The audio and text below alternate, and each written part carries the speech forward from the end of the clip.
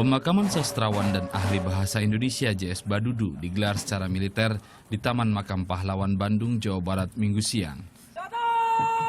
Hal ini sebagai bentuk penghormatan atas jasa-jasa almarhum dalam mengembangkan bahasa dan karya sastra Indonesia.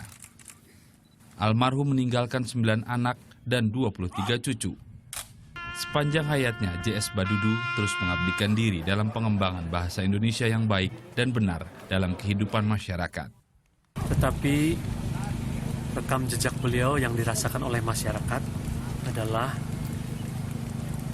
melatih dan mengedukasi seluruh masyarakat untuk menggunakan bahasa Indonesia secara baik dan benar.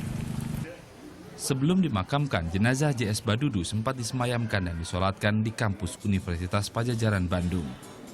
Wali Kota Bandung Ridwan Kamil hadir untuk melepas kepergian almarhum.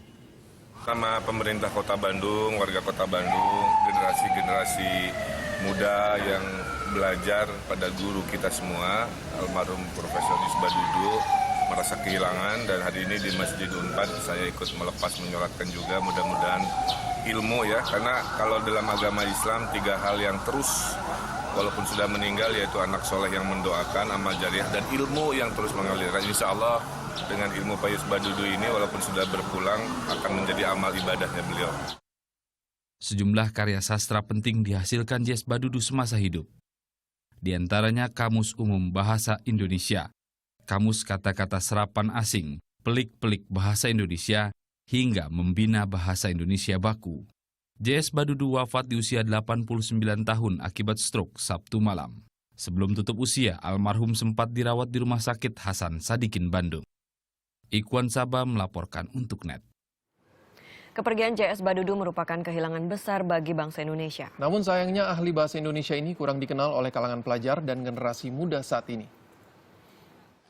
Gue nggak begitu tahu Mbak soal J.S. Badudu. J.S. Badudu? Oh, nggak tahu tuh. J.S. Badudu kurang tahu dah. J.S. Badudu buat saya dia adalah seorang guru bangsa. Saya suka karya-karyanya. Orang yang tegas, lugas.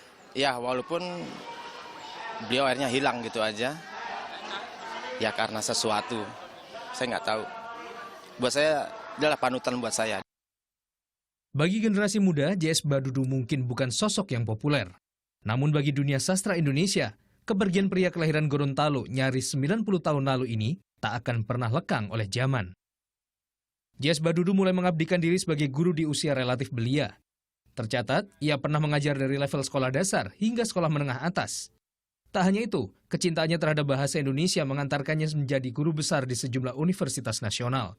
Ia pernah dipercaya menjadi pembawa acara siaran pembinaan bahasa Indonesia yang ditayangkan di TVRI pada tahun 1977 hingga 1979. Berbagai karya sastra pernah dihasilkannya, di antaranya yang paling penting adalah Kamus Umum Bahasa Indonesia, Kamus Kata-kata Serapan Asing, Pelik-pelik Bahasa Indonesia, hingga Membina Bahasa Indonesia Baku.